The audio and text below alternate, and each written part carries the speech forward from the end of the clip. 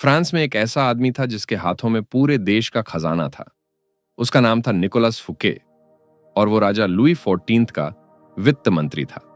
उसके पास महल था, कलाकार थे, कवि थे और एक ऐसा रुतबा था जिसे देखकर लोग हैरान रह जाते थे।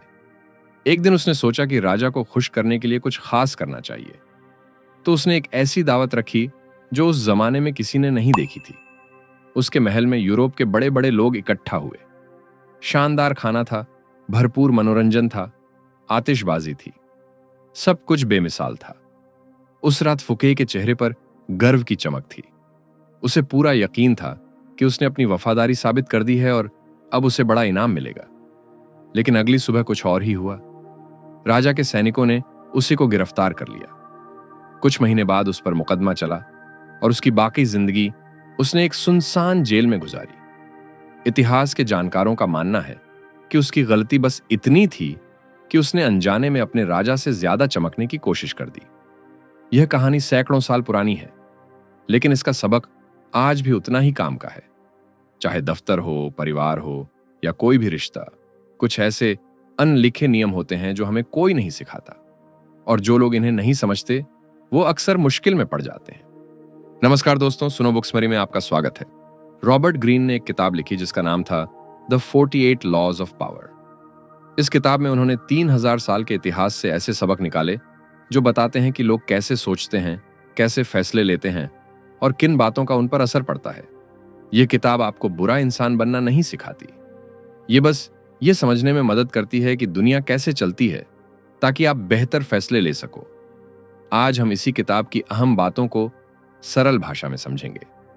इससे पहले कि हम आगे बढ़ें, कुछ बुनियादी बातें समझ लेते हैं जो इस पूरी किताब की नींव है।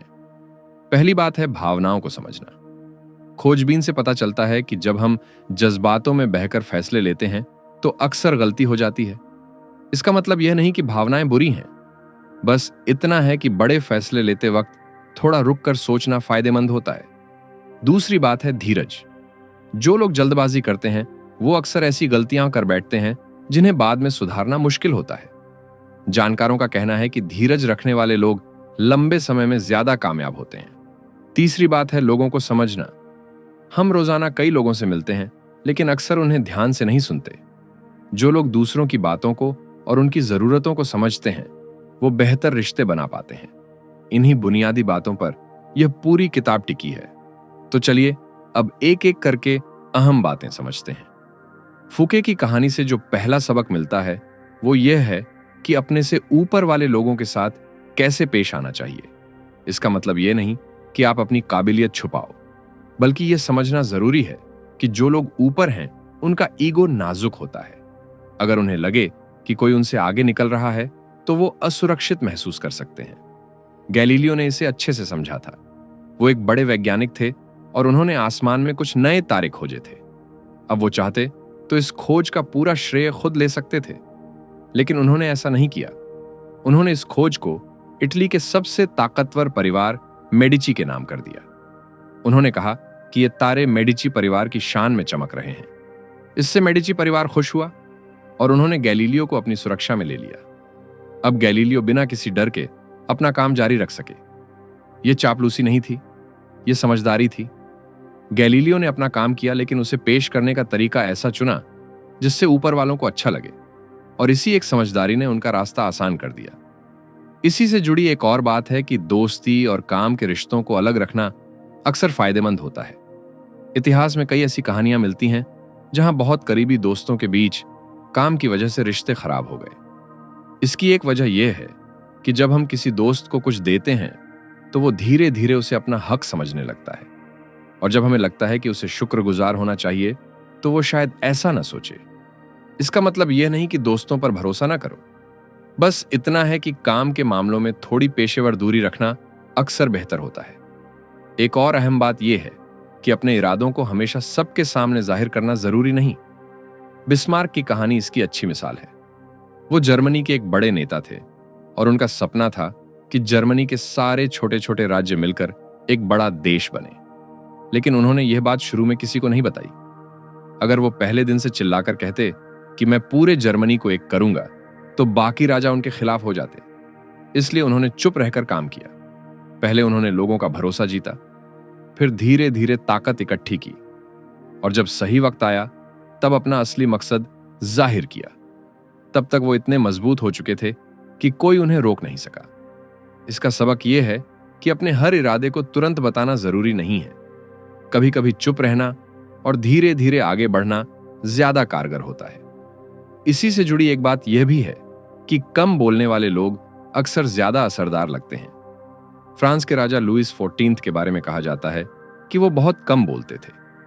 जब मंत्री उनसे लंबी लंबी बातें करते तो वो बस इतना कहते कि मैं देखूंगा। इससे लोग उनकी हर बात का मतलब ढूंढने लगते थे। जो लोग सोच समझकर बोलते हैं उनकी बातों पर लोग ज्यादा ध्यान देते हैं। लेकिन इसका मतलब ये नहीं कि हमेशा चुप रहो। बस इतना है कि जब बोलो तो सोच समझकर बोलो। अब बात करते हैं उस चीज की जो शायद सबसे ज्यादा कीमती है, और वो है आपकी साख। एक बार जो छवि बन जाती है उसे बदलना बहुत मुश्किल होता है। इसीलिए अपनी साख को संभाल कर रखना जरूरी है। चीन के इतिहास में एक सेनापति चुको लियांग की कहानी मिलती है। एक बार उनके पास बहुत कम सैनिक थे और दुश्मन की बड़ी फौज आ रही थी। उन्होंने किले के दरवाजे खोल दिए और खुद इत्मीनान से बैठकर सितार बजाने लगे। दुश्मन का सेनापति रुक गया, क्योंकि उसे पता था कि चुको लियांग कभी बिना सोचे समझे ऐसा नहीं करते। उसे लगा कि कोई जाल है और उसने फौज वापस बुला ली। यह दिखाता है कि अगर आपकी साख अच्छी है तो मुश्किल हालात में भी वो काम आती है। इसी से जुड़ी बात है कि लोगों का ध्यान अपनी तरफ खींचना एक अहम हुनर है। पीटी बार्नम अमेरिका के एक मशहूर तमाशेबाज थे, जिनका अपना एक म्यूजियम था। उन्हें लोगों का ध्यान खींचने की कला आती थी। एक बार उन्होंने एक अजीब सा काम किया। उन्होंने एक आदमी को 5 ईंटें दी और कहा कि तुम बस इतना करो कि शहर की अलग अलग सड़कों पर जाओ, एक जगह ईंट रखो, फिर आगे बढ़ो। थोड़ी देर बाद वापस आकर वो ईंट उठाओ और दूसरी जगह रख दो। और हां, किसी से कुछ बोलना नहीं है, बस यही करते रहो। वो आदमी यही करता रहा। लोगों ने देखा कि एक आदमी चुपचाप ईंटें इधर उधर रख रहा है। किसी को समझ नहीं आया कि वो क्या कर रहा है। लोग उत्सुक हो गए और उसके पीछे पीछे चलने लगे। और बार्नम ने यह तरकीब ऐसे बनाई थी कि वो आदमी घूमते घूमते बार्नम के म्यूजियम के सामने से गुजरता था। जो लोग उसके पीछे आ रहे थे वो म्यूजियम देखते और अंदर चले जाते। बस इसी एक तरकीब से बार्नम का म्यूजियम लोगों से भर गया। इससे यह सबक मिलता है कि लोगों की उत्सुकता बहुत ताकतवर चीज है। अगर आप कुछ ऐसा करो जो लोगों को सोचने पर मजबूर करे, तो वो खुद आपकी तरफ खींचे चले आते हैं। एक और व्यावहारिक बात यह है कि हर काम खुद करने की जरूरत नहीं होती। थॉमस एडिसन दुनिया के सबसे मशहूर आविष्कारकों में से एक थे। बिजली का बल्ब, फोनोग्राफ और न जाने कितनी चीजें उनके नाम हैं। लेकिन एक बात बहुत कम लोग जानते हैं कि एडिसन को गणित ज्यादा नहीं आती थी। अब एडिसन चाहते तो गणित सीखने में सालों लगा देते, लेकिन उन्होंने ऐसा नहीं किया। उन्होंने सोचा कि मुझे हर चीज में माहिर होने की जरूरत नहीं है। मुझे बस ऐसे लोगों को ढूंढना है जो उन कामों में माहिर हों जो मुझे नहीं आते। तो उन्होंने गणित के माहिर लोगों को अपनी टीम में रख लिया। वो लोग हिसाब किताब संभालते और एडिसन अपना पूरा ध्यान नए आविष्कारों पर लगाते। इसी तरीके से एडिसन इतना कुछ कर पाए जो अकेले करना नामुमकिन था। इसका सबक यह है कि अपनी कमजोरियों को छुपाने की जरूरत नहीं है। उन्हें पहचानो और ऐसे लोगों के साथ मिलकर काम करो जो उन कमजोरियों को पूरा कर सकें। यही समझदारी है। इसके बाद एक और समझदारी की बात कि जो पहले कदम उठाता है वो अक्सर अपनी शर्तें खो देता है। इसे ऐसे समझिए, जब आप किसी के पास जाते हो तो आप मांगने वाले बन जाते हो, लेकिन जब कोई आपके पास आता है तो वो मांगने वाला होता है और आप देने वाले। इससे बातचीत में आपका पलड़ा भारी हो जाता है। नेपोलियन बोनापार्ट ये बात अच्छी तरह समझते थे। वो फ्रांस के सबसे ताकतवर सेनापति थे और बाद में सम्राट बने। उनके बारे में कहा जाता है कि वो हमेशा ऐसी स्थिति बनाते थे कि लोग उनके पास आएं। वो खुद किसी के पास नहीं जाते थे। जब दूसरे देशों के राजदूत उनसे मिलने आते तो नेपोलियन का पलड़ा पहले से ही भारी होता था, क्योंकि आने वाला हमेशा थोड़ा कमजोर महसूस करता है और बुलाने वाला थोड़ा ताकतवर। आज की जिंदगी में भी ये बात काम आती है।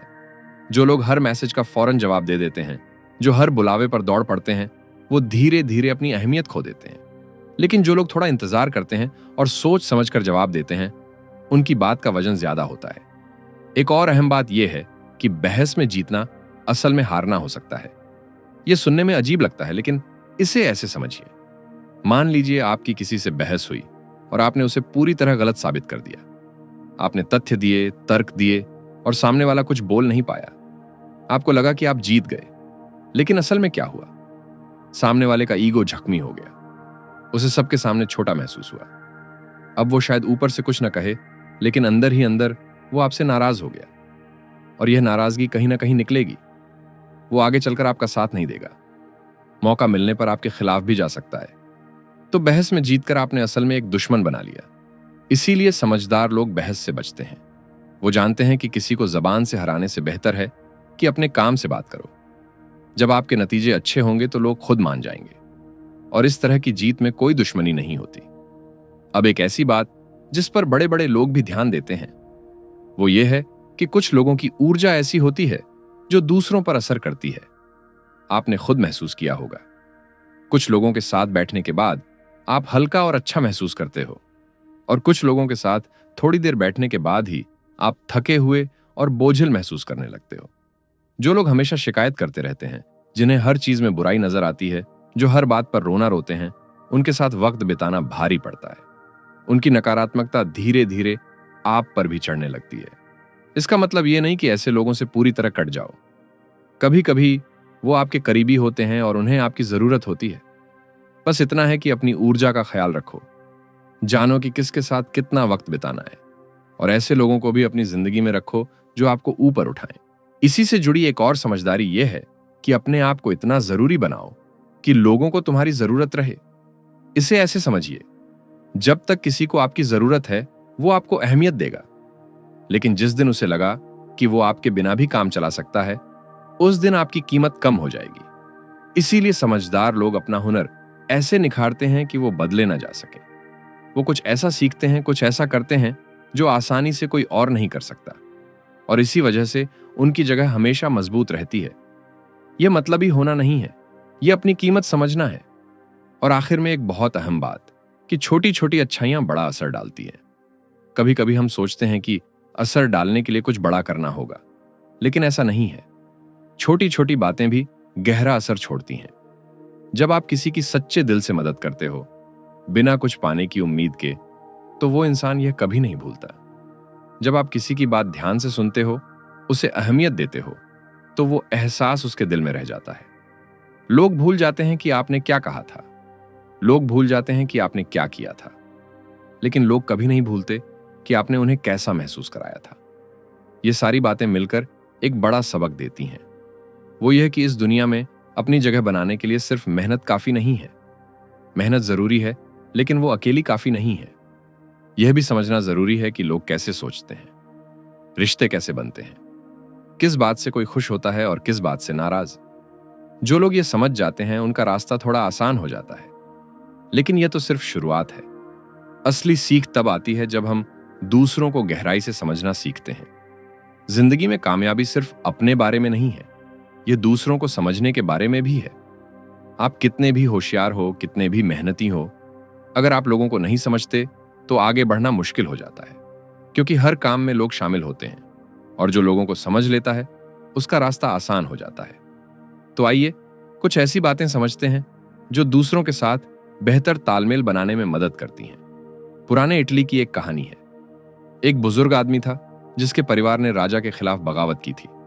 अब वो माफी मांगने गया। उसने कहा कि हम पुराने वफादार हैं, हमने आपके पिता की सेवा की थी, हम पर रहम करो। राजा ने शांति से सुना और अगले दिन पूरे परिवार को खत्म करवा दिया। उसी जमाने में चीन में एक सलाहकार था। गेंगिस खान एक बड़े शहर को तबाह करने वाला था, पूरी आबादी को मारने का हुक्म दे चुका था। वो सलाहकार खान के पास गया, लेकिन उसने रहम की बात नहीं की। उसने कहा कि महाराज, अगर आप इन लोगों को मार देंगे तो आपको कुछ नहीं मिलेगा, लेकिन अगर इन्हें जिंदा रखें तो ये हर साल आपको टैक्स देंगे, आपका खजाना भरता रहेगा। खान ने फौरन अपना फैसला बदल दिया। फर्क क्या था? पहले आदमी ने अपनी जबान में बात की, दूसरे ने खान की जबान में बात की। खान को रहम या पुराने एहसानों से कोई मतलब नहीं था, उसे दौलत और ताकत से मतलब था, और सलाहकार ने वही बात कही। इसका सबक यह है कि जब किसी को मनाना हो तो पहले यह समझो कि सामने वाले को क्या चाहिए, फिर अपनी बात उसी नजरिए से रखो। अपनी जरूरत की बात मत करो, उनकी जरूरत की बात करो। दूसरी सीख यह है कि लोगों को समझने के लिए उन्हें गौर से देखना जरूरी है। जोसेफ डुवीन अमेरिका का एक मशहूर कला व्यापारी था। वो बड़े बड़े अमीरों को महंगी पेंटिंग बेचता था। उसकी नजर एक आदमी पर पड़ी जो अमेरिका के सबसे बड़े उद्योगपतियों में से एक था, लेकिन वो आदमी किसी से मिलता जुलता नहीं था। डुवीन से तो बिल्कुल नहीं। डुवीन ने जल्दबाजी नहीं की। उसने उस आदमी के बारे में जानकारी इकट्ठी करनी शुरू की। उसके घर के नौकरों से दोस्ती की, पता लगाया कि उसे क्या पसंद है क्या नापसंद, कौन सी पेंटिंग देखता है, कहां जाता है, क्या खाता है। फिर एक दिन डुवीन ने ऐसे बंदोबस्त किए कि एक होटल में दोनों की मुलाकात इत्तेफाक से हो गई। और उस मुलाकात में डुवीन ने बिल्कुल वही बातें की जो उस आदमी को पसंद थी। वो आदमी प्रभावित हो गया। वो डुवीन का सबसे बड़ा ग्राहक बन गया और उसने करोड़ों की पेंटिंग डुवीन से खरीदी। इसका सबक यह है कि लोगों को समझने में जल्दबाजी ना करो, धीरे धीरे देखो, सुनो, समझो कि वो क्या कहते हैं और क्या नहीं कहते, और फिर उसी हिसाब से पेश आओ। अगली सीख यह है कि कभी कभी सख्त फैसले लेने पड़ते हैं। इतिहास में ऐसी कई कहानियां मिलती हैं जहां किसी ने अपने दुश्मन को माफ कर दिया और बाद में उसी दुश्मन ने उसे बर्बाद कर दिया। चीन के एक राजा ने अपने सबसे बड़े विरोधी को पकड़ लिया। उसके पास मौका था कि उसे खत्म कर दे, लेकिन उसने सोचा कि मैं इतना नीचे नहीं गिरूंगा। उसने विरोधी को जाने दिया। कुछ सालों बाद उसी विरोधी ने उसे हरा दिया और उसका राज्य छीन लिया। भारत के इतिहास में भी ऐसा ही एक उदाहरण मिलता है। पृथ्वीराज चौहान ने मोहम्मद गोरी को युद्ध में हराने के बाद उसे माफ कर दिया और जीवित जाने दिया, लेकिन बाद में वही गोरी दोबारा लौटा, तैयारी के साथ हमला किया और अंत में पृथ्वीराज चौहान को पराजित कर दिया। यह घटना दिखाती है कि कभी कभी गलत जगह दिखाई गई दया भविष्य में भारी कीमत बन सकती है। इसका मतलब यह नहीं कि हर किसी से लड़ो या हर किसी को दुश्मन समझो, बल्कि यह है कि जब कोई फैसला लो तो उसे पूरे दिल से लो। आधे अधूरे फैसले खतरनाक होते हैं। अगर किसी को माफ करना है तो सच्चे दिल से करो, और अगर कोई सच में खतरा है तो उससे पूरी तरह निपटो। चौथी बात यह है कि कभी कभी गायब हो जाना भी फायदेमंद होता है। एक जज की कहानी है जो बहुत लोकप्रिय था। लोग दूर दूर से अपने झगड़े सुलझवाने आते थे। वो इतना मशहूर हो गया कि लोग उसे भगवान की तरह मानने लगे, लेकिन धीरे धीरे लोग उसे हल्के में लेने लगे। उनके लिए वो जज आम हो गया। तो उसने एक काम किया। उसने अचानक काम करना बंद कर दिया और गायब हो गया। लोग परेशान हो गए, झगड़े बढ़ने लगे। तब लोगों को उसकी असली कीमत समझ आई, और जब वो वापस आया तो लोगों ने उसे राजा बना दिया। आज की दुनिया में भी ये बात काम की है, जहां हर कोई हर वक्त ऑनलाइन रहता है और हर पल कुछ न कुछ शेयर करता रहता है। ऐसे में जो थोड़ा गायब रहता है उसकी कीमत बढ़ जाती है, क्योंकि जो हर वक्त मिलता है वो आम लगने लगता है। पांचवी बात यह है कि जिनका अंदाजा लगाना मुश्किल हो वो लोग अक्सर ज्यादा असरदार होते हैं। शतरंज की एक मशहूर प्रतियोगिता में दो महान खिलाड़ी आमने सामने थे। एक था बॉबी फिशर और दूसरा था बोरिस स्पासकी। स्पासकी का खेल बहुत स्थिर था। वो हमेशा एक जैसी चालें चलते थे। लोग उनका अंदाजा लगा सकते थे।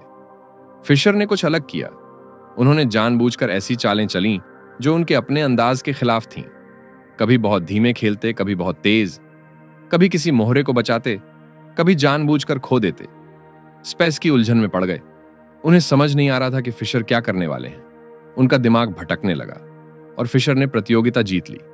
इसका सबक यह है कि अगर लोग आपका अंदाजा आसानी से लगा सकते हैं तो वो आपसे एक कदम आगे रहते हैं, लेकिन अगर आप थोड़े अलग रहो तो लोग आपको समझ नहीं पाते और आप बढ़त में रहते हो। अगली सीख यह है कि अकेले मत पड़ जाओ। जब लोग मुश्किल में होते हैं तो उनका पहला स्वभाव होता है कि दुनिया से कट जाए। दरवाजा बंद कर लो, फोन बंद कर दो, किसी से ना मिलो। लेकिन यह अक्सर सबसे खतरनाक काम होता है। जब आप अकेले होते हो तो आपको पता नहीं चलता कि बाहर क्या हो रहा है, कौन आपके साथ है और कौन खिलाफ, क्या मौके आ रहे हैं और क्या खतरे। इतिहास में कई राजा इसीलिए हारे क्योंकि वो अपने महलों में बंद हो गए। उन्हें बाहर की खबर नहीं रही और बाहर वाले उनके खिलाफ इकट्ठे हो गए। इसलिए मुश्किल वक्त में भी लोगों से जुड़े रहो, भरोसेमंद लोगों से बात करो। अकेलापन सुरक्षित लगता है, लेकिन असल में वो खतरनाक है। सातवीं बात यह है कि हर इंसान को एक जैसा मत समझो। कुछ लोग होते हैं जो जल्दी भूल जाते हैं, आज लड़े कल सब ठीक, लेकिन कुछ लोग सालों तक याद रखते हैं। एक छोटी सी बात उन्हें बरसों बाद भी चुभती रहती है।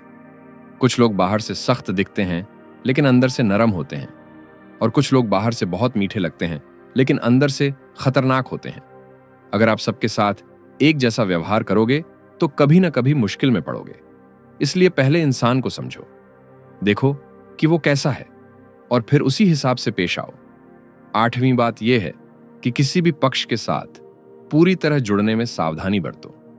जो लोग हर बात में साफ तौर पर एक तरफ हो जाते हैं, वो कभी कभी मुश्किल में पड़ जाते हैं। आज जो गुट ताकतवर है, कल वो कमजोर हो सकता है, और अगर आप पूरी तरह उसके साथ जुड़े हुए हो तो उसके गिरने पर आप भी गिरोगे। इसीलिए समझदार लोग थोड़ा बीच का रास्ता रखते हैं, सबके साथ अच्छे रिश्ते बनाते हैं, किसी के पूरी तरह खिलाफ नहीं होते और किसी के पूरी तरह साथ भी नहीं। इससे हवा किसी भी तरफ बहे, वो सुरक्षित रहते हैं। अगली सीख ये है कि कभी कभी कम समझदार दिखना फायदेमंद होता है। जब लोगों को लगता है कि वो आपसे ज्यादा होशियार हैं, तो वो आराम से हो जाते हैं। वो अपनी सतर्कता छोड़ देते हैं। वो खुलकर बातें करते हैं जो वो किसी होशियार के सामने नहीं करते, और इस तरह आपको बहुत सी ऐसी जानकारी मिल जाती है जो आपको नहीं मिलती अगर आप ज्यादा चतुर दिखते। इसका मतलब यह नहीं कि खुद को मूर्ख साबित करो, बस इतना है कि हर जगह अपनी होशियारी दिखाने की जरूरत नहीं। कभी कभी चुप रहो, सुनो और सीखो। 10वीं बात यह है कि कभी कभी झुकना हार नहीं होती। जब आप किसी से कमजोर हालत में हो तो लड़ना हमेशा समझदारी नहीं होती। कभी कभी झुक जाना, हार मान लेना, पीछे हट जाना बेहतर होता है, लेकिन यह हार नहीं है, यह वक्त खरीदना है। जब आप झुकते हो तो सामने वाला सोचता है कि उसने जीत लिया, वो आराम से हो जाता है, और आप उस वक्त का इस्तेमाल करके अपनी ताकत बनाते हो, और जब सही वक्त आता है तब पूरी ताकत से वापस आते हो। 11वीं बात यह है कि अपनी ताकत को एक जगह लगाओ। जो लोग हर दिशा में दौड़ते हैं वो अक्सर कहीं नहीं पहुंचते। थोड़ा यहां, थोड़ा वहां, कुछ इधर कुछ उधर, आखिर में हाथ कुछ नहीं लगता। लेकिन जो लोग एक चीज पर पूरा ध्यान देते हैं वो उसमें माहिर हो जाते हैं। उनकी एक गहरी खुदाई 10 उथली खुदाइयों से ज्यादा कीमती होती है। इसलिए सोचो कि तुम्हारी असली ताकत क्या है और उसी पर पूरा ध्यान दो। अगली सीख यह है कि हर जगह की अपनी राजनीति होती है और उसे समझना जरूरी है। चाहे वो दफ्तर हो, परिवार हो, दोस्तों का ग्रुप हो या कोई भी जगह, हर जगह कुछ अनलिखे नियम होते हैं। कुछ लोग असली ताकत रखते हैं भले ही उनका ओहदा छोटा हो। कुछ लोग ऊपर दिखते हैं लेकिन असली फैसले कोई और करता है। जो लोग इन बातों को समझते हैं वो आसानी से आगे बढ़ते हैं, और जो नहीं समझते वो सोचते रहते हैं कि मेरी मेहनत का फल क्यों नहीं मिल रहा। किसी भी जगह का सबसे कामयाब इंसान वो नहीं होता जो सबसे होनहार है, वो होता है जो उस जगह के माहौल को समझता है, जो जानता है कि कब बोलना है, कब चुप रहना है और किससे कैसे पेश आना है। ये सारी बातें मिलकर एक बड़ा सच बताती हैं। वो यह कि लोगों को समझना एक हुनर है, और यह हुनर सीखा जा सकता है। जो लोग यह हुनर सीख लेते हैं वो बेहतर रिश्ते बनाते हैं, वो कम लड़ाइयां लड़ते हैं, वो अपनी बात मनवा लेते हैं बिना किसी को नाराज किए, और वो अपने मकसद में भी कामयाब होते हैं। अब आगे बात करते हैं उस चीज की जो इन सबको और भी ताकतवर बनाती है, और वो है अपनी छवि बनाना और समय का सही इस्तेमाल करना। अब तक हमने बात की कि खुद को कैसे बेहतर बनाएं और दूसरों को कैसे समझें, लेकिन एक और पहलू है जो बहुत अहम है और जिसे ज्यादातर लोग नजरअंदाज कर देते हैं। वो है अपनी छवि को जानबूझकर गढ़ना और समय का सही इस्तेमाल करना। बहुत से लोग सोचते हैं कि अच्छा काम करो तो लोग खुद पहचान लेंगे, लेकिन सच ये है कि दुनिया में हजारों लोग अच्छा काम करते हैं। फर्क वो लोग डालते हैं जो अपने काम को सही तरीके से पेश करना जानते हैं। ज्यादातर लोग वही बने रहते हैं जो उन्हें बनाया गया है। परिवार ने जो किरदार दिया, समाज ने जो ढांचा दिया, वो उसी में जीते रहते हैं। लेकिन कुछ लोग इस ढांचे को तोड़ते हैं और अपनी पहचान खुद गढ़ते हैं। जूलियस सीजर की कहानी इसकी अच्छी मिसाल है। वो रोम के एक साधारण परिवार से थे। न कोई बड़ा नाम था, न कोई बड़ी विरासत, लेकिन सीजर ने शुरू से ही खुद को ऐसे पेश किया जैसे वो कोई बड़ा नेता हो। उनके चलने का तरीका अलग था, बोलने का अंदाज अलग था। जब वो किसी कमरे में घुसते तो लोगों का ध्यान खिंच जाता। उन्होंने जनता के लिए बड़े बड़े तमाशे और खेल आयोजित किए। हर काम में एक नाटकीय अंदाज था, और धीरे धीरे लोगों ने उन्हें वैसे ही देखना शुरू कर दिया जैसा वो दिखना चाहते थे। जॉर्ज सैंड की कहानी और भी दिलचस्प है। उनका असली नाम औरोरे था और वो एक शादीशुदा औरत थीं। उस जमाने में औरतों के लिए लिखना तो दूर, अपनी राय रखना भी मुश्किल था। एक प्रकाशक ने उनसे कहा कि बच्चे संभालो, किताबें लिखना तुम्हारा काम नहीं। तो उन्होंने कुछ बिल्कुल अलग किया। उन्होंने अपना नाम बदल दिया और जॉर्ज सैंड रख लिया। मर्दों जैसे कपड़े पहनने शुरू किए, बेबाकी से बोलने लगी, और इस नई पहचान के साथ उन्होंने वो सब किया जो औरों के लिए नामुमकिन था। इसका सबक यह है कि जो किरदार दुनिया ने आपको दिया है उसमें सिमट कर रहना जरूरी नहीं। आप चाहो तो अपनी पहचान नए सिरे से गढ़ सकते हो। यह झूठ नहीं है, यह अपने आप को वो बनाना है जो आप सच में बनना चाहते हो। दूसरी बात यह है कि अपना दामन साफ रखना बहुत जरूरी है। जिंदगी में कभी कभी कुछ ऐसे काम करने होते हैं जो जरूरी तो हैं लेकिन विवादित हैं। ऐसे काम जिन्हें करने पर लोग नाराज हो सकते हैं या आपकी छवि खराब हो सकती है। समझदार लोग ऐसे काम सीधे खुद नहीं करते, वो किसी और से करवाते हैं। इससे काम भी हो जाता है और उनकी छवि भी सुरक्षित रहती है। इतिहास में कई बड़े शासकों ने यही किया। जब कोई कड़ा फैसला लेना होता तो वो किसी मंत्री या सेनापति को आगे कर देते। अगर फैसला सही निकलता तो श्रेय शासक को मिलता, अगर गलत निकलता तो वो मंत्री जिम्मेदार ठहरता। इसका मतलब यह नहीं कि दूसरों को बलि का बकरा बनाओ, बस इतना है कि अपनी छवि का ख्याल रखो। ऐसे कामों से बचो जो सीधे आपकी साख पर दाग लगाएं, और अगर कोई मुश्किल काम करना ही पड़े तो उसे इस तरह करो कि आपकी अच्छी छवि बनी रहे। तीसरी बात यह है कि जो लोग किसी बड़े मकसद के लिए काम करते हैं वो दूसरों को अपनी तरफ खींचते हैं। इंसान के अंदर एक गहरी चाहत होती है कि उसकी जिंदगी का कोई मतलब हो। वो सिर्फ पैसे के लिए नहीं जीना चाहता, वो चाहता है कि उसका काम कुछ बड़ा करे, कुछ ऐसा जिससे फर्क पड़े। जो लोग यह समझते हैं वो दूसरों को सिर्फ काम नहीं देते बल्कि एक सपना देते हैं। वो कहते हैं कि हम सिर्फ पैसे नहीं कमा रहे, हम कुछ बड़ा बना रहे हैं, हम दुनिया बदल रहे हैं, और लोग इस बात से जुड़ जाते हैं। इसीलिए अगर आप लोगों को अपने साथ जोड़ना चाहते हो तो सिर्फ काम की बात मत करो, उन्हें बड़ी तस्वीर दिखाओ। बताओ कि उनका हर छोटा काम एक बड़े मकसद का हिस्सा है। जब लोगों को लगता है कि वो किसी बड़ी चीज का हिस्सा हैं, तो वो पूरी जान लगा देते हैं। चौथी बात यह है कि निडरता अक्सर काम आती है। इसे ऐसे समझिए, दो लोग एक ही काम करने जाते हैं। एक डरा हुआ है, हिचकिचा रहा है, बार बार सोच रहा है कि शायद यह गलत है। दूसरा पूरे भरोसे से जाता है, साफ बोलता है और बिना हिचक अपनी बात रखता है। दोनों में से किस पर लोग भरोसा करेंगे? जाहिर है दूसरे पर। एक पुरानी कहानी है कि एक आदमी एक बड़े और खतरनाक सरगना के पास गया। उसे पैसे चाहिए थे। अब अगर वो डर कर जाता, हाथ जोड़कर मांगता, तो शायद उसे कुछ नहीं मिलता। लेकिन वो पूरी निडरता से गया, सीधे सीधे अपनी बात रखी, और सरगना उसकी हिम्मत देखकर प्रभावित हो गया। निडरता में एक और ताकत होती है। जब आप निडरता से कोई काम करते हो तो अगर कोई छोटी गलती भी हो जाए तो वो दब जाती है। लेकिन अगर आप डरे हुए हो तो आपकी हर छोटी गलती बड़ी दिखने लगती है। लेकिन एक बात याद रखो, निडरता और बेवकूफी में फर्क है। निडर वो है जो सोच समझकर हिम्मत दिखाए, बेवकूफ वो है जो बिना सोचे कूद पड़े। पांचवी बात यह है कि अंत तक सोचकर चलो। ये एक ऐसी गलती है जो बड़े बड़े लोग भी कर बैठते हैं। शुरुआत में बहुत जोश होता है, योजना बनती है, काम शुरू होता है, बीच में सब ठीक चलता है, लेकिन अंत के बारे में कोई नहीं सोचता। हैनिबल एक बड़ा सेनापति था। उसने रोम की फौज को ऐसी हार दी जो इतिहास में याद रखी जाती है। एक ही लड़ाई में 70,000 रोमन सैनिक मारे गए। यह रोम की सबसे बड़ी हार थी। लेकिन हैनिबल ने एक गलती कर दी। उसने ये नहीं सोचा कि इस जीत के बाद अगला कदम क्या होगा। उसके सेनापतियों ने कहा कि अभी रोम पर हमला कर दो, शहर कमजोर है। लेकिन हैनिबल ने हिचकिचाहट दिखाई। उसे लगा कि अभी रुकते हैं, और वो रुकना उसकी सबसे बड़ी भूल साबित हुई। रोम ने वक्त पाकर दोबारा ताकत इकट्ठी की और हैनिबल को बाद में हरा दिया। इसका सबक यह है कि जब भी कोई काम शुरू करो तो पहले अंत की तस्वीर अपने दिमाग में बना लो। जहां पहुंचना है वो साफ रखो और फिर उसी हिसाब से आगे बढ़ो। छठी बात यह है कि जो भी करो सहज दिखाओ। मिकेलेंजेलो इटली का एक महान चित्रकार और मूर्तिकार था। उसकी बनाई तस्वीरें और मूर्तियां इतनी खूबसूरत थीं कि लोग देखते रह जाते थे। लेकिन एक बात थी जो मिकेलेंजेलो कभी नहीं दिखाता था, और वो थी उसकी मेहनत। उसने कहा था कि लोगों को कभी नहीं दिखना चाहिए कि एक तस्वीर बनाने में कितना पसीना बहा है। उन्हें बस खूबसूरत नतीजा दिखना चाहिए। और यह बात सिर्फ कला में नहीं, जिंदगी के हर काम में लागू होती है।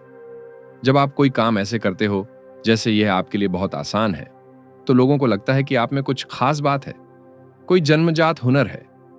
लेकिन अगर आप हर काम में दिखाओ कि कितनी मेहनत लगी, कितना पसीना बहा, कितनी रातें जागे, तो लोग शायद तरस खाएं, लेकिन प्रभावित नहीं होंगे। इसलिए अपनी मेहनत को अपने तक रखो और नतीजे को दुनिया के सामने रखो। जो सहज दिखता है वो हमेशा ज्यादा असरदार लगता है। 7वीं बात यह है कि लोगों को चुनाव देना बहुत असरदार होता है। कोई भी इंसान यह पसंद नहीं करता कि उसे जबरदस्ती कुछ करवाया जाए।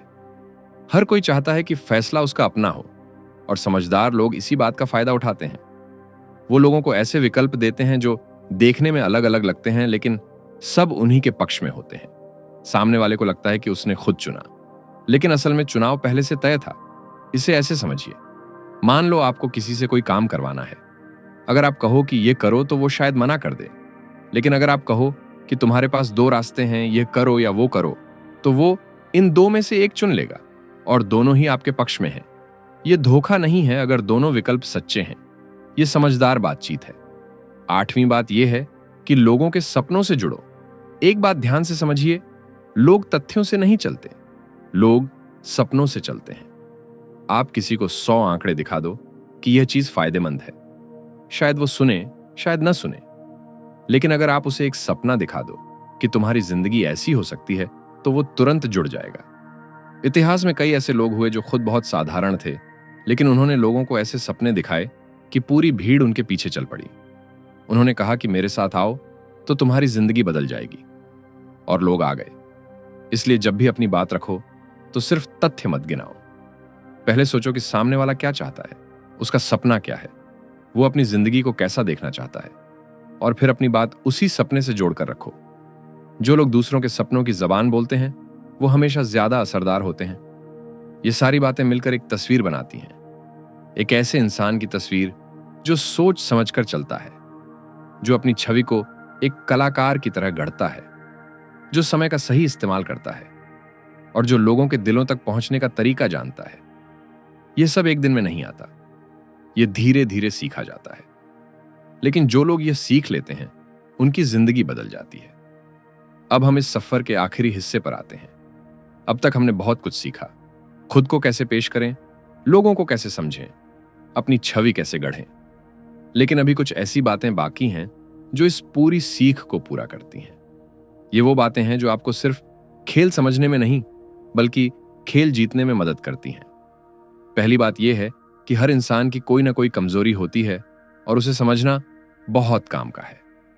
कार्डिनल रिशलियो फ्रांस के इतिहास के सबसे चालाक लोगों में गिने जाते हैं। नाम तो राजा का था, लेकिन असल में देश रिशलियो चलाते थे, और उनकी सबसे बड़ी ताकत यह थी कि वो लोगों को पढ़ना जानते थे। वो जानते थे कि राजमाता को तारीफ की भूख है, तो उन्होंने एक सभा में उनकी इतनी तारीफ की कि सब हैरान रह गए। लेकिन राजमाता खुश हो गईं, और अगले पूरे साल रिशलियो की सबसे बड़ी हिमायती बनी रहीं।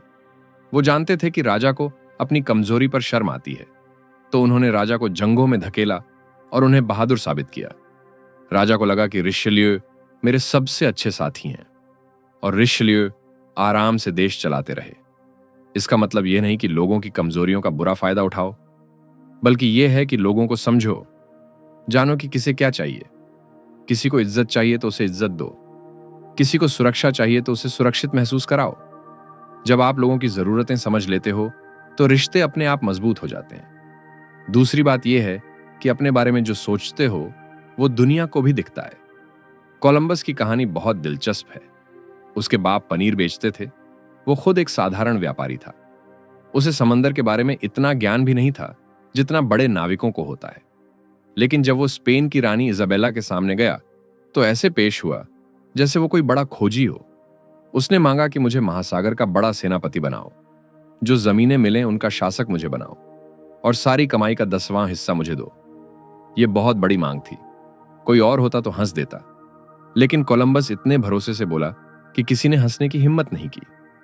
रानी ने भी सोचा कि अगर यह आदमी इतने भरोसे से कह रहा है तो कुछ तो बात होगी। इसका सबक बहुत गहरा है। आप अपने लिए जो कीमत तय करते हो, दुनिया वही चुकाती है। अगर आप खुद को छोटा समझते हो तो दुनिया भी आपको छोटा समझेगी, और अगर आप अपने आप पर भरोसा रखते हो तो लोग भी आप पर भरोसा करेंगे। तीसरी बात है सही वक्त की पहचान, जो शायद सबसे ज्यादा अनदेखा हुनर है। जिंदगी में बहुत सी चीजें ऐसी होती हैं जो सही हैं, लेकिन गलत वक्त पर की जाएं तो उलटा नुकसान करती हैं। और कुछ चीजें बहुत साधारण होती हैं, लेकिन सही वक्त पर की जाएं तो कमाल कर देती हैं। नेपोलियन के एक मंत्री थे जिनका नाम फूश था। यह आदमी वक्त पढ़ने में उस्ताद था। जब नेपोलियन ताकत में था तो फूश उसका वफादार बनकर रहा। जब नेपोलियन कमजोर पड़ने लगा तो फूश ने धीरे धीरे दूरी बनानी शुरू कर दी। और जब नेपोलियन गिरा तो फूश ने नए शासकों के साथ काम करना शुरू कर दिया। बहुत से लोग फूश को बेवफा कहेंगे, लेकिन फूश जानता था कि वफादारी उसी से करनी चाहिए जो वक्त की मांग हो। उसने कभी जल्दबाजी नहीं की, कभी बहुत जल्दी पाला नहीं बदला, हमेशा सही वक्त का इंतजार किया। इसका सबक यह है कि जल्दबाजी सबसे बड़ी दुश्मन है। जो वक्त का इंतजार कर सकता है वो अक्सर जीतता है। चौथी बात यह है कि जो चीज आपको नहीं मिल सकती उसकी ज्यादा परवाह मत करो। यह एक अजीब सी बात है, लेकिन बहुत काम की है। जब आप किसी चीज के पीछे बहुत ज्यादा भागते हो तो दो बातें होती हैं। एक तो आप बेचैन हो जाते हो, और दूसरा सामने वाले को पता चल जाता है कि आपको यह चीज बहुत चाहिए, और जैसे ही उसे यह पता चलता है उसकी कीमत और बढ़ जाती है।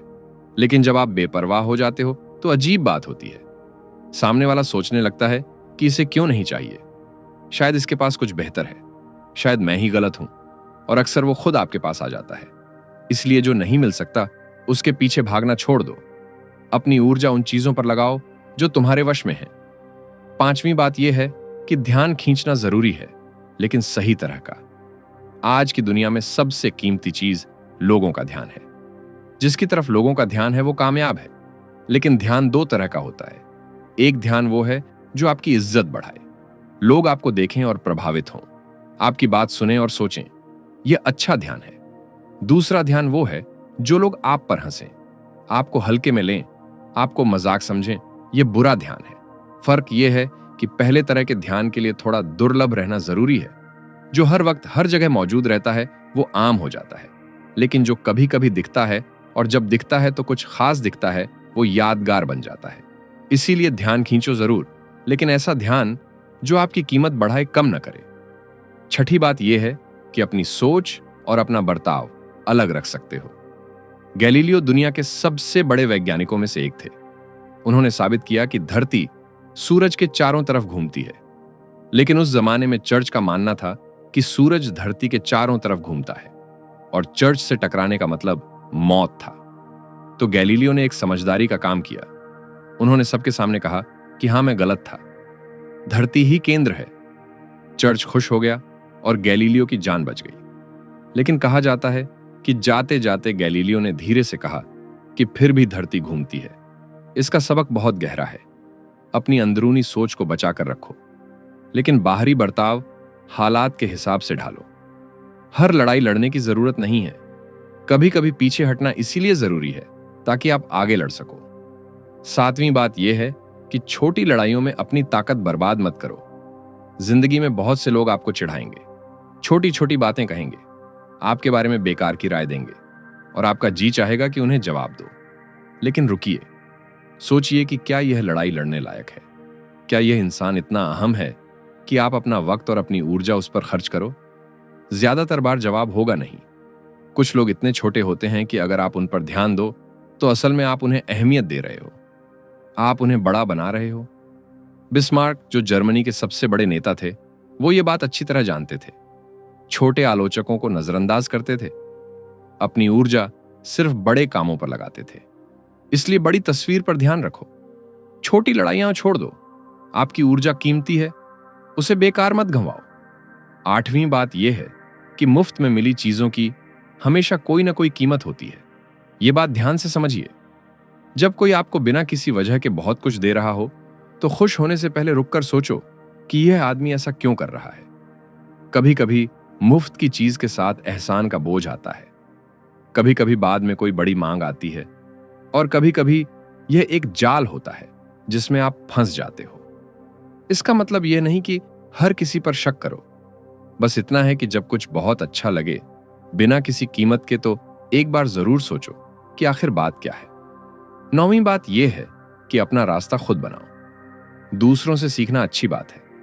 कामयाब लोगों की कहानियां पढ़ना फायदेमंद है, लेकिन उनकी हूबहू नकल करना खतरनाक हो सकता है, क्योंकि हर इंसान की जिंदगी अलग है। जो हालात उनके थे वो तुम्हारे नहीं है, जो जमाना उनका था वो तुम्हारा नहीं है, जो तरीका उनके काम आया वो तुम्हारे काम आए ये जरूरी नहीं। इसलिए दूसरों से सोच सीखो, तरीका नहीं। समझो कि उन्होंने फैसले कैसे लिए, लेकिन अपने फैसले अपने हालात के हिसाब से लो, अपना रास्ता खुद बनाओ। 10वीं बात यह है कि किसी भी जगह उस इंसान को पहचानो जो असल में ताकत रखता है। हर जगह कुछ लोग ऐसे होते हैं जिनका ओहदा छोटा होता है, लेकिन असली ताकत उनके हाथ में होती है। वो किसी बड़े के करीबी होते हैं, या उनके पास ऐसी जानकारी होती है जो किसी के पास नहीं होती, या वो लोगों को जोड़ने वाली कड़ी होते हैं। अगर आप सिर्फ ओहदे देखकर लोगों से जुड़ोगे तो कभी कभी गलत लोगों के पीछे वक्त बर्बाद करोगे। लेकिन अगर आप समझ जाओ कि असली ताकत किसके पास है तो आपका काम आसान हो जाएगा। इसलिए किसी भी जगह पहले देखो कि फैसले कौन ले रहा है, किसकी बात सुनी जाती है, कौन पर्दे के पीछे से डोरियां खींच रहा है, और उससे अच्छे रिश्ते बनाओ। 11वीं बात यह है कि लोगों के दिलों तक पहुंचो, सिर्फ दिमाग तक नहीं। जूलियस सीजर रोम के सबसे बड़े सेनापति थे। उनकी फौज उनके लिए कुछ भी करने को तैयार रहती थी, लेकिन ऐसा इसलिए नहीं था कि सीजर बहुत सख्त थे या बहुत तनख्वाह देते थे। ऐसा इसलिए था कि सीजर अपने हर सैनिक को नाम से जानते थे। जब कोई सैनिक बीमार होता तो सीजर खुद उसका हाल पूछते, उनके परिवारों के बारे में बात करते, उनके साथ बैठकर खाना खाते।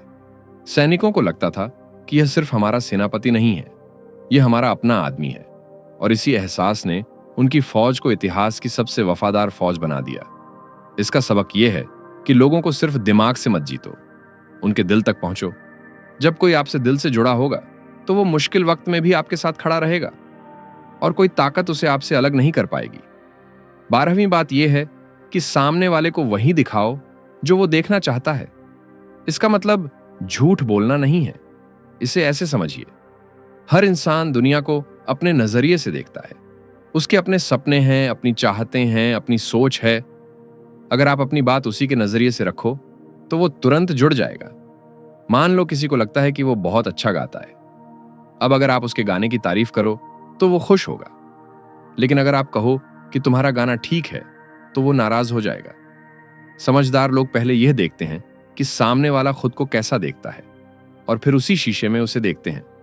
इससे रिश्ता मजबूत होता है और बातचीत आसान हो जाती है। 13वीं बात यह है कि बदलाव लाओ, लेकिन धीरे धीरे। लोग बदलाव से डरते हैं, यह इंसानी फितरत है। जब अचानक कुछ बड़ा बदलता है तो लोग घबरा जाते हैं और विरोध करते हैं। बिस्मार्क ये बात अच्छी तरह जानते थे। उनका सपना था कि जर्मनी के सारे छोटे राज्य मिलकर एक बड़ा देश बने, लेकिन अगर वो पहले दिन से ये कहते कि मैं पूरा नक्शा बदलने वाला हूं तो सब उनके खिलाफ हो जाते। इसीलिए उन्होंने एक एक कदम उठाया। पहले एक छोटी लड़ाई लड़ी, फिर दूसरी, फिर 14वीं बात यह है कि हर बात में परफेक्ट दिखने की कोशिश मत करो। यह सुनने में अजीब लगता है, लेकिन सच है। जो लोग हर चीज में परफेक्ट दिखते हैं वो दूसरों में जलन पैदा करते हैं। लोग उन्हें देखकर अच्छा नहीं बल्कि बुरा महसूस करते हैं, और फिर वो उन्हें नीचे खींचने की कोशिश करते हैं। लेकिन जब आप अपनी कोई छोटी मोटी कमी मान लेते हो तो लोगों को लगता है कि यह तो अपने जैसा है। वो आपसे जुड़ पाते हैं, आपको पसंद करते हैं। इसलिए हर वक्त मुकम्मल दिखने की कोशिश मत करो, थोड़ा इंसान बनो। अपनी कमजोरियों से डरो मत, क्योंकि लोग मुकम्मल इंसान की तारीफ तो करते हैं लेकिन जुड़ते उससे हैं जो उनके जैसा लगता है। 15वीं बात यह है कि जब मकसद पूरा हो जाए तो रुकना आना चाहिए। यह शायद सबसे मुश्किल काम है। जब कामयाबी मिलती है तो इंसान का मन करता है कि और मिले, और ज्यादा मिले। रुकने का दिल नहीं करता, लेकिन यही वो जगह है जहां बड़े बड़े लोग गिरते हैं। नेपोलियन की कहानी इसकी सबसे बड़ी मिसाल है। उन्होंने लगभग पूरा यूरोप जीत लिया था। वो रुक सकते थे, आराम से राज कर सकते थे, लेकिन उन्हें और चाहिए था, और उन्होंने रशिया पर हमला कर दिया। रशिया की सर्दी ने उनकी फौज को तबाह कर दिया। लाखों सैनिक मारे गए, और यहीं से नेपोलियन का पतन शुरू हुआ। एक और कदम आगे बढ़ाने की लालच ने उनका सब कुछ छीन लिया। इसका सबक यह है कि रुकना भी एक हुनर है। जानना कि कब बस करना है, यह शायद सबसे बड़ी समझदारी है, क्योंकि लालच ने वो तबाहियां की हैं जो दुश्मन भी नहीं कर पाते। 16वीं और आखिरी बात यह है कि लचीले रहो, पानी की तरह बनो। पानी को देखो, उसका कोई अपना आकार नहीं, जिस बर्तन में डालो उसी का आकार ले लेता है। लेकिन इसके बावजूद पानी दुनिया की सबसे ताकतवर चीजों में से एक है। वो पत्थर को काट देता है, पहाड़ों को तोड़ देता है, सब कुछ बहा ले जाता है। गेंगिस खान दुनिया का सबसे बड़ा जीतने वाला था। उसकी सबसे बड़ी ताकत क्या थी? उसकी फौज पानी की तरह थी, कभी यहां कभी वहां, कभी हमला कभी पीछे हटना। दुश्मन को कभी पता नहीं चलता था कि अगला कदम क्या होगा, और जिसका अंदाजा नहीं लगाया जा सकता उसे हराना नामुमकिन है। जिंदगी में भी यही बात लागू होती है। जो लोग एक ही तरीके पर अटके रहते हैं वो एक दिन पुराने हो जाते हैं। दुनिया बदलती रहती है और जो नहीं बदलता वो पीछे छूट जाता है। इसलिए लचीले रहो। नए हालात आए तो नया तरीका अपनाओ। पुराना तरीका काम न करे तो छोड़ दो। पानी की तरह बहो। रास्ते में जो भी आए उसके हिसाब से ढल जाओ। यही ताकत का सबसे गहरा रूप है। इन सारी बातों को सुनने के बाद शायद आपके मन में एक सवाल उठ रहा हो, और ये एक जरूरी सवाल है। क्या यह सब चालबाजी है? क्या यह लोगों को धोखा देना सिखाती है? क्या यह किताब आपको एक बुरा इंसान बनाने की कोशिश कर रही है? मेरी समझ में इसका जवाब है बिल्कुल नहीं। यह किताब आपको बुरा इंसान नहीं बनाती, यह आपको एक जागरूक इंसान बनाती है। एक ऐसा इंसान जो दुनिया को जैसी वो है वैसे देख सकता है, न कि जैसी वो होनी चाहिए। दुनिया में कुछ तौर तरीके हैं जो चलते हैं, चाहे आप उन्हें पसंद करो या ना करो, चाहे आप उन्हें मानो या ना मानो, वो चलते हैं। और जो लोग इन्हें समझते हैं वो बेहतर फैसले ले पाते हैं, वो अपनी रक्षा कर पाते हैं, और वो अपने सपनों को पूरा कर पाते हैं। फुके की कहानी को दोबारा याद करो। उस आदमी ने कुछ बुरा नहीं किया था। उसने अपने राजा की खुशी के लिए एक शानदार दावत रखी। उसने अपना सब कुछ लगा दिया, दिल से वफादारी दिखाई। लेकिन वो एक बात नहीं जानता था। वो नहीं जानता था कि कुछ अनलिखे नियम होते हैं, कि अपने से ऊपर वाले से ज्यादा चमकना खतरनाक हो सकता है। और उस एक अनजानपन की कीमत उसने अपनी बाकी जिंदगी एक सुनसान जेल में अकेले गुजार कर चुकाई। अब टेस्ला को याद करो। वो दुनिया के सबसे बड़े दिमागों में से एक थे। उन्होंने वो चीजें बनाई जिनके बिना आज की दुनिया नहीं चल सकती। एसी, इलेक्ट्रिसिटी, रेडियो और न जाने कितनी चीजें। लेकिन उन्हें एक बात नहीं आती थी। उन्हें नहीं पता था कि अपने काम को कैसे पेश करना है, लोगों को कैसे संभालना है, अपनी छवि कैसे बनानी है। और इसी वजह से वो गरीबी में मरे, अकेले, बिना किसी पहचान के। जबकि एडिसन, जिन्होंने टेस्ला से कम काम किया था, वो इतिहास में अमर हो गए। ये फेयर नहीं है, ये सही नहीं है, लेकिन यही सच है। इन कहानियों से एक बड़ा सबक मिलता है। वो ये कि सिर्फ अच्छा होना, सिर्फ मेहनत करना, सिर्फ सच्चा होना, ये सब काफी नहीं है। दुनिया कैसे चलती है ये समझना भी उतना ही जरूरी है। लेकिन यहां एक बात बहुत साफ कर देनी चाहिए। इसका मतलब ये बिल्कुल नहीं कि आप इन सब बातों का इस्तेमाल लोगों को नुकसान पहुंचाने के लिए करो। इसका मतलब ये नहीं कि आप धोखा दो। इसका मतलब ये नहीं कि आप बेईमानी करो। इसका मतलब सिर्फ इतना है कि इन्हें समझो, ताकि जब कोई आपके साथ ये सब करे तो आप समझ सको, ताकि आप खुद को बचा सको, ताकि आप अपने परिवार को बचा सको, और ताकि आप अपने सपनों को पूरा कर सको। समझदारी अपने आप में ना अच्छी है ना बुरी। चाकू अपने आप में ना अच्छा है ना बुरा। रसोई में इस्तेमाल करो तो खाना बनता है, गलत हाथों में जाए तो खून बहता है। यह किताब भी वैसी ही है। यह आपको ताकत देती है। अब ये आप पर निर्भर करता है कि आप उस ताकत का क्या करते हो। अगर आप इसे दूसरों को धोखा देने के लिए इस्तेमाल करते हो तो यह गलत है। लेकिन अगर आप इसे अपने और अपनों की रक्षा के लिए इस्तेमाल करते हो, अगर आप इसे अपने सपनों को पूरा करने के लिए इस्तेमाल करते हो, अगर आप इसे दुनिया को बेहतर बनाने के लिए इस्तेमाल करते हो, तो यह सही है। फैसला आपका है। तो दोस्तों, ये थी द 48 लॉज ऑफ पावर की यात्रा। 3000 साल के इतिहास से छनी हुई समझदारी, राजाओं से लेकर सेनापतियों तक, कलाकारों से लेकर व्यापारियों तक, हजारों लोगों की जिंदगियों से निकाले गए सबक। रॉबर्ट ग्रीन ने यह सब इकट्ठा करके हमें वो आईना दिखाया है जिसमें इंसानी स्वभाव का असली चेहरा दिखता है। वो चेहरा जो हम अक्सर देखना नहीं चाहते, लेकिन जिसे देखना जरूरी है। अब एक सवाल सिर्फ आपसे। इन सारी बातों में से कौन सी एक बात है जो आपको सबसे ज्यादा छू गई? कौन सी बात है जो आपने अपने तजुर्बे में पहले से देखी है, और कौन सी बात है जिसे आप अपनी जिंदगी में अपनाना चाहेंगे? कमेंट में जरूर बताइए। मुझे आपकी सोच जानने में दिलचस्पी है। और अगर इस वीडियो ने आपको कुछ सोचने पर मजबूर किया है, अगर आपको लगता है कि इसमें कुछ ऐसा है जो दूसरों के काम आ सकता है, तो इसे उन लोगों के साथ जरूर साझा करिए, क्योंकि जब समझदारी बांटी जाती है तो वो कम नहीं होती, बल्कि और ज्यादा कीमती हो जाती है। आपका बहुत बहुत धन्यवाद कि आपने अपना इतना कीमती वक्त इस वीडियो को दिया। अगली वीडियो में फिर मिलेंगे। तब तक के लिए अपना ख्याल रखिए। जय हिंद।